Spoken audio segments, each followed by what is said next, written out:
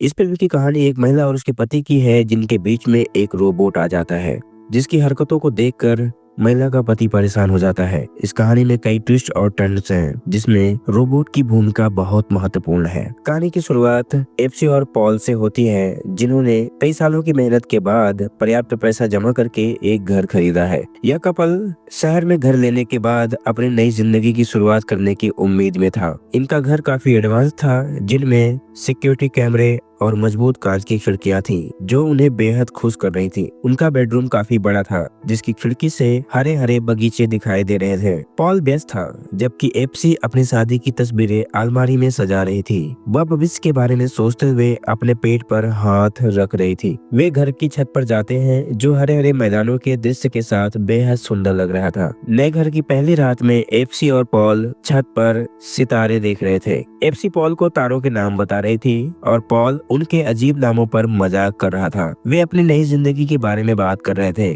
और भविष्य के लिए अपनी उम्मीदों और सपने साझा कर रहे थे। अगले दिन एप्सी अपने काम पर जाती है। वह एक रोबोटिक्स कंपनी में काम करती है। वहाँ उसे अपने बॉस से एक नया प्रोजेक्ट मिलता है। वह उसे एक नए डिवीजन में भेजता है जहाँ उसे काम करना है। बॉस ने उसे और उसके पति को अपनी पार्टी में आमंत्रित किया था। उन्होंने कंपनी का एक तोहफा उनके घर पर भेजा था। एप्सी बहुत उत्सुक थी कि आखिर यह क्या हो सकता है। उसी रात एप्सी और पॉल गैराज में एक बड़ा पैकेज पाते हैं। उसे खोलकर वे देखते हैं तो उसके अंदर एक रोबोट था जिसे उनकी कंपनी ने भेजा था। पॉल थोड़ी झिझक महसूस करता है लेकिन एप्सी उसे एक हफ्ते के लिए रखने के लिए मनाती है। रोबोट अपना परिचय टीम के नाम से देता है और वह घर के सभी डिवाइसों और ईमेल को मैनेज करने का प्रस्ताव करता है। अगले दिन एप्सी पार्टी के लिए तैयार हो रही थी और टीम उसे एक ड्राइवर की मदद से पार्टी में भेजता है। पार्टी में वह अपने बॉस और एक अन्य रोबोट से मिलती है जो एक सेवक के रूप में काम करता है। वहाँ पॉल को टीम के बारे में कुछ भी खास नहीं लगता जबकि बॉस उसकी बड़ी तारीफ करता है।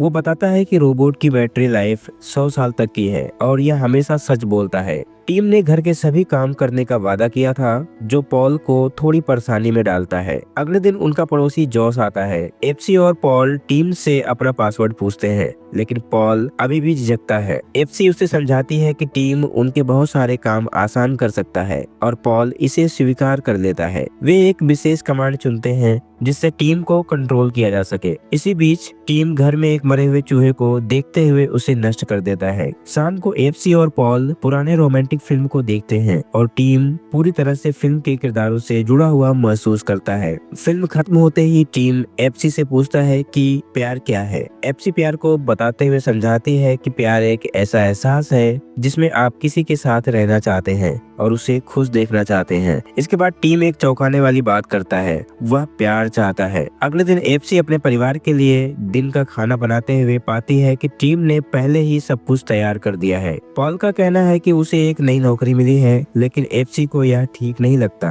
अगले दिन एप्सी पार्टी के लिए एक नई ड्रेस पहनने का सुझाव देती है लेकिन टीम गलती से उस ड्रेस को फाड़ देता है। एप्सी उसे ठीक करती है और पार्टी में जाती है। फिर पॉल एप्सी से कहता है कि उसे लंदन में एक नौकरी का प्रस्ताव मिला है लेकिन एप्सी ने उसे मना कर दिया। वे परिवार नियोजन के लिए क्लिनिक जाते हैं और फिर अगले दिन घर लौटते हैं जहां एप्सी को महसूस होता है कि पॉल और रोज के बीच कुछ है। एप्सी और पॉल के बीच तनाव बढ़ता है जब पॉल अपनी मर्जी से काम कर रहा होता है और एप्सी को विश्वास नहीं होता कि वह सिर्फ उससे प्यार करता है। उसे शक होता है कि टीम कुछ छिपा रहा है। फिर टीम धीरे धीरे घर में अपने कामकाज की सूची को बढ़ाता है। वो पॉल को किसी लड़की के साथ देखता है और इसके बारे में एप्सी को बताता है। वे पहले इसे एक समस्या के रूप में समझते हैं कि टीम कुछ गलत कर रहा है और फिर एप्सी एक बड़े फैसले पर पहुंचती है। इसके बाद टीम से जुड़े हुए प्लान और उनके नजदीकी रिश्ते के कारण तनाव बढ़ जाता है जो पॉल और एप्सी के रिश्ते को खतरे में डालता है। धीरे धीरे टीम का व्यवहार एप्सी को परेशान करने लगता है।